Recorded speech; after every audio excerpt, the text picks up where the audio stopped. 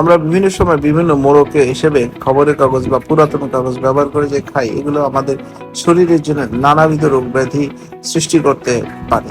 সেই ধরনের কিছু লিফলেট, যেমন খবরের কাগজ, ছাপা কাগজ বা লিখিত কাগজে ব্যবহৃত কালিতে ক্ষতিকর রং, পিগমেন্ট ও প্রিজারভেটিভস থাকে, যা মানবদের জন্য অত্যন্ত ক্ষতিকর।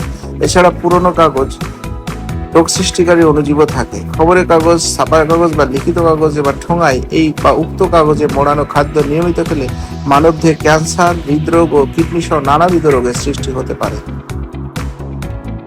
এই যে খবরের কাগজ বা ছাপা কাগজ বা লিখিত কাগজের মাধ্যমে ঝালমুড়ি, ফুচকা, সমুচা, রোল, সিঙ্গাড়া, পেঁয়াজু, জিলাপি, পরোটা ইত্যাদি পরিবেশন এই যে নিরাপদ খাদ্য আইন 2013 অনুযায়ী শাস্তিযোগ্য অপরাধ বলে বিবেচিত হবে।